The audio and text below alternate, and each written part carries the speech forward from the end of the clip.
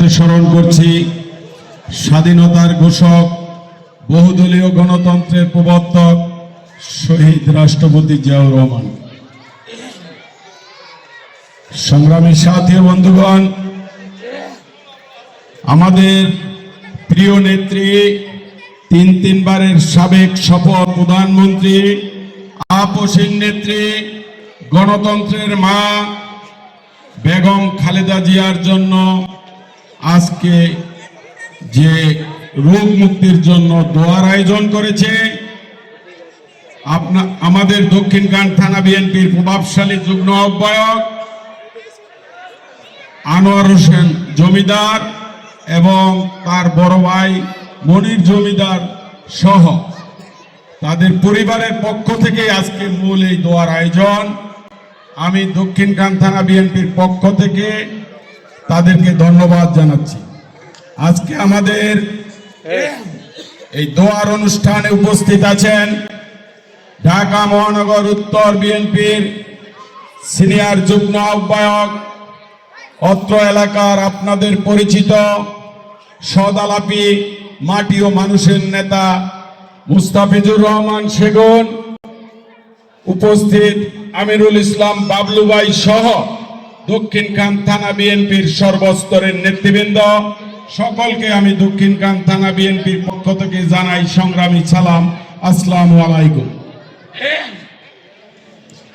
আজকে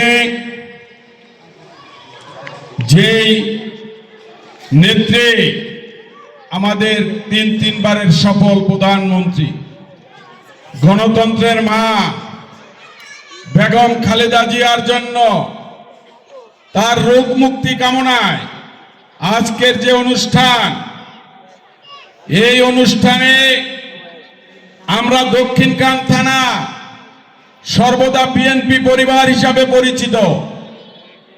তারপরেও আমি বলবো, যারা এই মাইকের আওয়াজ যতটুকু যায়, যারা শোনেন, তারা অন্তত হৃদয় থেকে আর্তনাদের সুরে পরম করুণাময় আল্লাহর কাছে বলতে হবে, হে আল্লাহ, হে আল্লাহ, তুমি আমাদের মাকে, আমাদের গণতন্ত্রের মাকে সুস্থ করে আমাদের মাঝে ফিরিয়ে দাও। হে আল্লাহ, হে আল্লাহ, 18 কোটি মানুষের হৃদয়ের কথা তুমি জানো। আজকে হিন্দু, বৌদ্ধ, মুসলিম সকলে মিলে দেশনেত্রী বেগম খালেদা জিয়ার জন্য রোগ মুক্তির জন্য দোয়া চাচ্ছে। হে আল্লাহ, তুমি আমাদের এই দোয়াকে কবুল করে নাও। আমাদের নেত্রী, আমাদের মাকে আমাদের মাঝে ফিরিয়ে দাও। আমি এই আশাই আজকে আপনাদের সকলের কাছে করে আমি আমার সংক্ষিপ্ত কথা এইখানে শেষ করলাম। সকলকে ধন্যবাদ। আসসালামু আলাইকুম।